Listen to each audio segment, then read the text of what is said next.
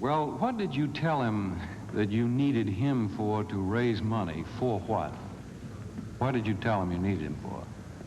To pay for the silence of these individuals.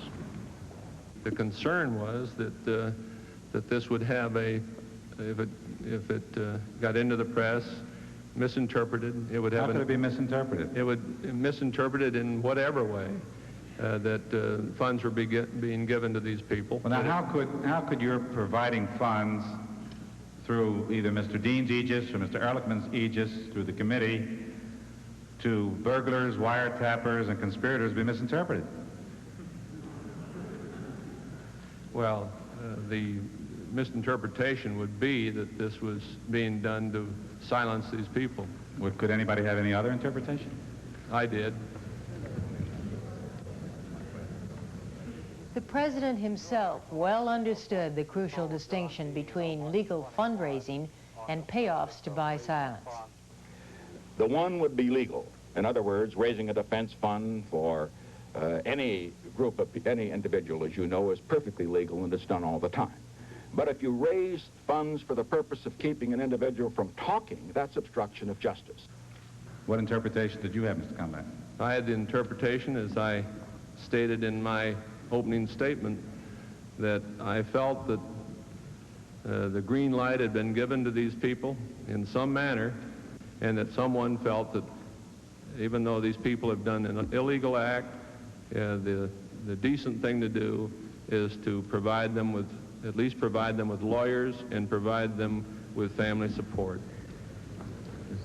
The chairman couldn't understand the decency involved in paying off burglars. Mr. Ehrlichman, do I understand that you are testifying that the committee to re-elect the president and those associated with them constitute an eleemosynary institution that gave $450,000 to some burglars and their lawyers merely because they felt sorry for them?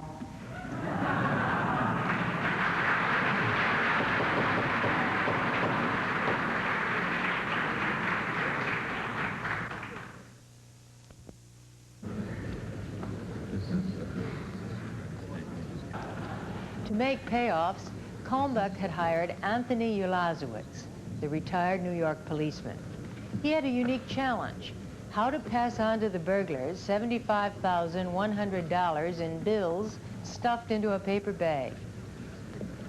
I may have called from the city of New York at that time, because running around with that 75-100 and trying to get rid of it was becoming a problem. So I called the unknown, and he said to me, you can talk to the writer's wife.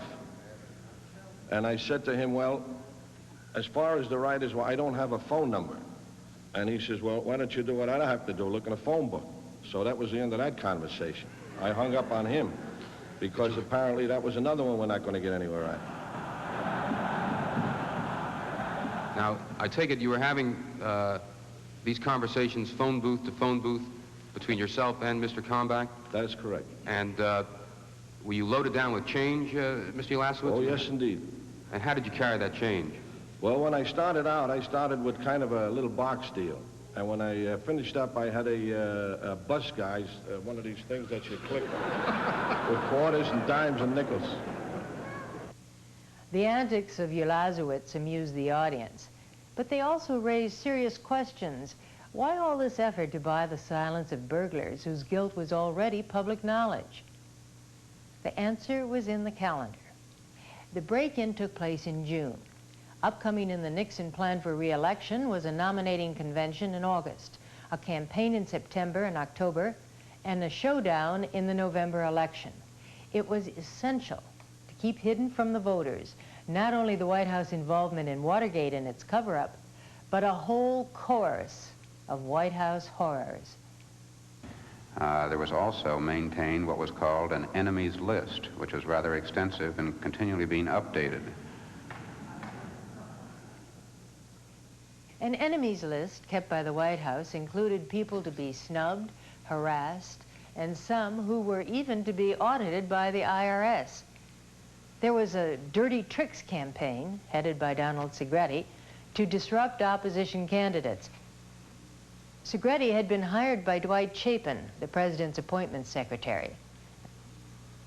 And then there was spying. Do you mean to tell me, in this committee, that you consider private investigators going into sexual habits, drinking habits, domestic problems, and personal social activities as a proper subject for investigation during the course of a political campaign? Senator, I know of my own knowledge of incumbents in office who are not discharging their obligation to their constituents because of their drinking habits. And it distresses me very much. I wonder if you might tell the committee what your concept is of politics here in the United States insofar as this type of activity is concerned. I think a candidate for office assumes that burden of proof. He assumes the burden of proof of showing the unfitness of the incumbent.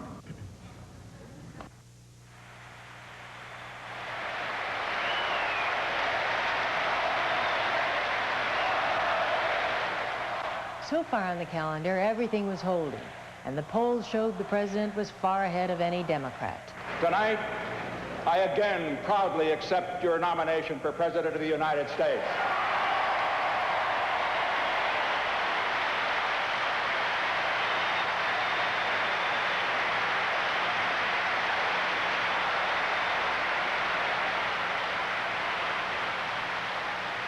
I will do everything that I can over these next 4 years to make your support be one that you can be proud of. Because as I said to you last night, and I feel it very deeply in my heart, years from now, I want you to look back and be able to say that your first vote was one of the best votes you ever cast in your life.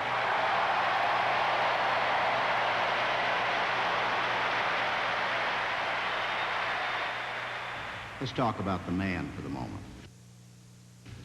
The President of the United States is a man that you've known for a long time and known intimately, and that I've known for a long time, less intimately, but for a long time. What is there in your perception of the man that would contribute, if it did contribute, to your decision not to tell him about this? I know the man very well, just as you do, and as I say, he would have lowered the boom on the whole category of the White House horrors, and that this would have then, of course, spread across the whole White House, and of course the derivative effect would have been upon the president, who would have affected his election.